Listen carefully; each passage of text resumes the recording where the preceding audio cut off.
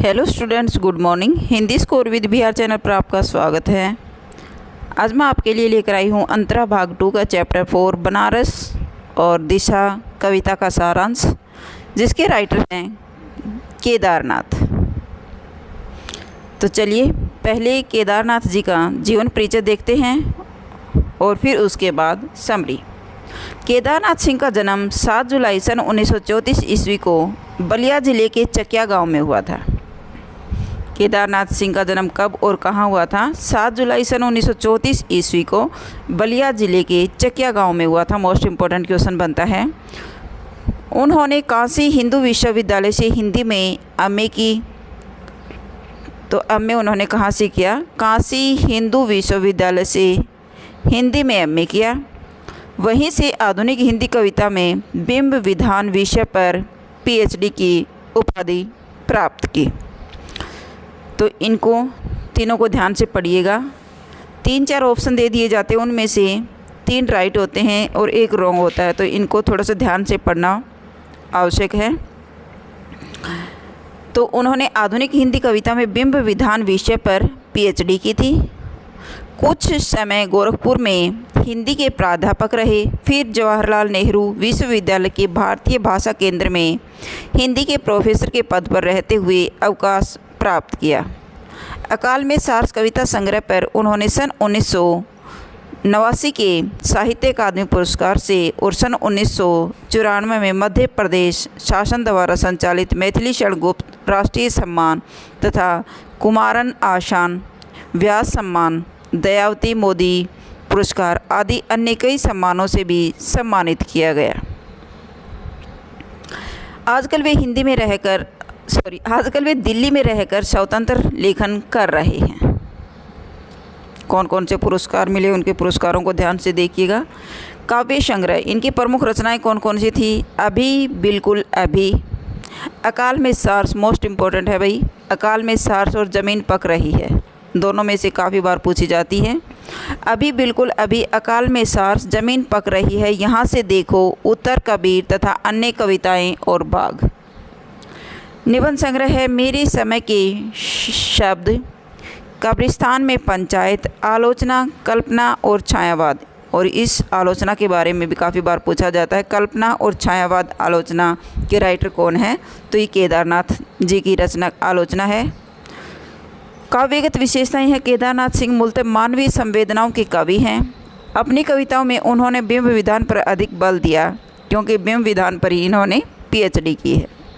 केदारनाथ सिंह की कविताओं में शोर शराबा न होकर विद्रोह का शांत और संयत स्वर सशक्त रूप से उभरता है। जमीन पक रही है संकलन में जमीन, रोटी, बैल आदि इनकी इसी प्रकार की कविताएं हैं। तो ये जमीन, रोटी, बैल आदि किसकी कविताएं हैं? केदारनाथ सिंह की। और ये कौन से संकलन से ली गई है?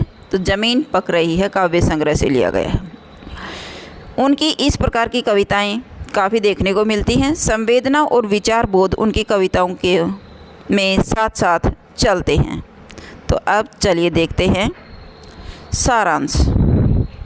बनारस और दिशा, यह कविता बाल मनोविज्ञान से संबंधित है, बच्चों से संबंधित है, जिसमें पतंग उड़ाते बच्चे से कवि पूछता है कि हिमालय किधर है।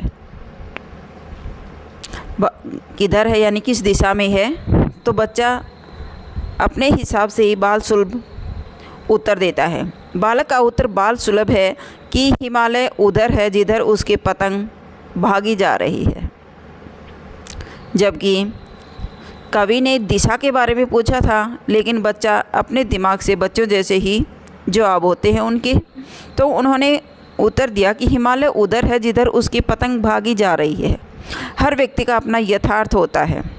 बच्चे यथार्थ को अपने ढंग से देखते हैं। कवि को यह बाल सुलभ संज्ञान मोह लेता है, उसके मन को मोह लेता है। कविता लघु आकार की है, यानी कविता छोटी है लेकिन गहन सारांश लिए हुए है। और यह कहती है कि हम बच्चों से कुछ न कुछ सीख सकते हैं। कविता की भाषा सहज और सीधी है। इस कविता में प्राचीनतम शहर बनारस के सांस्कृतिक वैभव के साथ ठेठ बनारसीपन पर भी प्रकाश डाला गया है।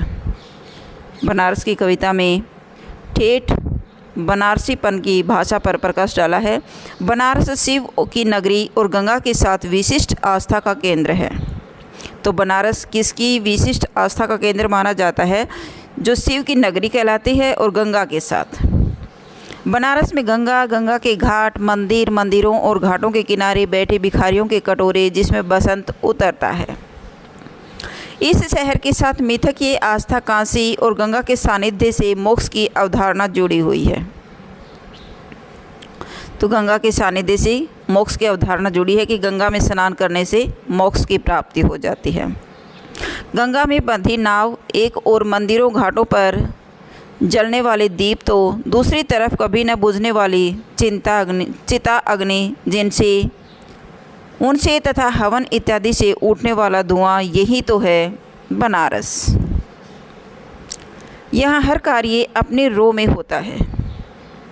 यह बनारस का चरित्र है। आस्था, श्रद्धा, विरक्ति, विश्वास, आश्रय और भक्ति का मिला जुला रूप ही बनारस है। काशी की अति प्राचीनता, आध्यात्मिकता एवं भव्यता के साथ आधुनिकता का समाहार बनारस कविता में मौजूद है। यह एक पुरातन शहर के रहस्यों को खोलती है। बनारस एक मिथ बन चुका शहर है।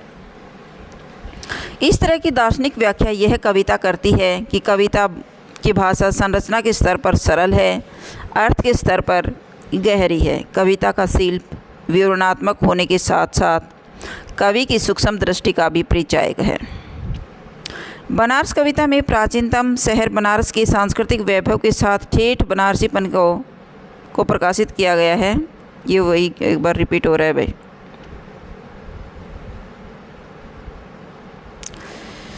दिशा कविता बाल मनोविज्ञान से संबंधित है, जिसमें पतंग उड़ाते बच्चे के से कवि पूछता है कि हिमालय किधर है।